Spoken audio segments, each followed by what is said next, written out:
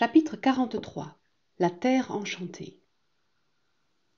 Un peu plus tard dans la journée, ils arrivèrent en vue de la terre enchantée. C'était un charmant coin de pays, si bien abrité par les collines que l'air y était toujours doux et chaud. Les ruisseaux coulaient paisiblement. La brise soufflait si discrètement qu'elle faisait à peine se mouvoir les feuilles des arbres. Tout respirait le calme et le bonheur.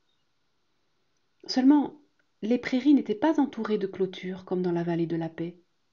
C'est pourquoi il ne fallait ni s'y reposer ni s'y endormir. Ça aurait été dangereux.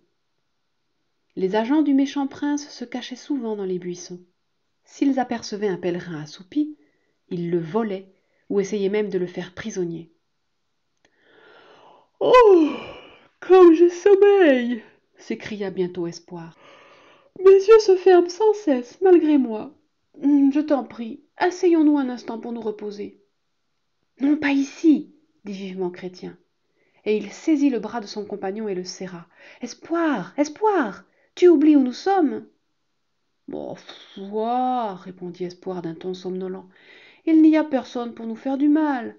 Je ne dormirai pas longtemps. Ne m'attends pas. Il se jeta sur l'herbe. Mais Chrétien l'obligea à se relever immédiatement, et cette fois le secoua violemment. Mais à quoi donc penses-tu? Lui dit-il. Rappelle-toi ce que nous ont expliqué les bergers. Espoir se réveilla bientôt complètement, et ce fut à son tour d'être effrayé. Oh, que serais-je devenu si tu n'avais pas été là? Je me serais certainement endormi. Jamais de ma vie entière je ne me suis senti si fatigué. Je commençais aussi à avoir sommeil, répondit Chrétien, mais cela m'a ranimé de te bousculer. Soyons reconnaissants d'avoir été ensemble. Maintenant, parlons de quelque chose d'intéressant pour chasser notre envie de dormir. Tiens, raconte-moi comment tu es devenu un pèlerin. Je me suis mis en route avant toi, commença Espoir. Fidèle était mon ami. Et quand Évangéliste lui avait parlé, il venait toujours me raconter ce qui lui avait été dit du roi. Cela ne m'intéressait guère d'abord. Mais peu à peu, j'ai pensé que ce serait peut-être agréable de vivre dans la céleste cité. Et un beau jour, j'ai couru jusqu'à la porte étroite, et j'ai commencé mon voyage. Quand je suis arrivé à la foire aux vanités, je m'y suis arrêté pour jouer avec des garçons, et ils ont fini par me persuader de rester avec eux. Étais-tu satisfait là-bas? Non, c'est-à-dire, je m'amusais quelquefois, mais souvent aussi j'étais triste et accablé. Lorsque des pèlerins traversaient la ville, j'avais honte, et je craignais qu'ils ne me reconnaissent.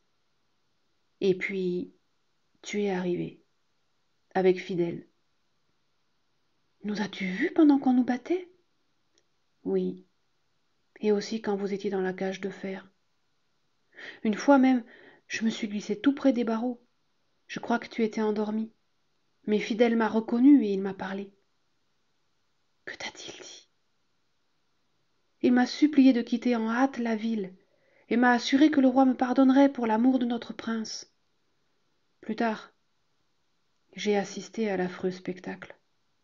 Je savais que Fidèle souffrait patiemment parce qu'il aimait le roi. Alors j'ai pris la résolution de te demander, lorsque tu sortirais de prison, de me laisser t'accompagner.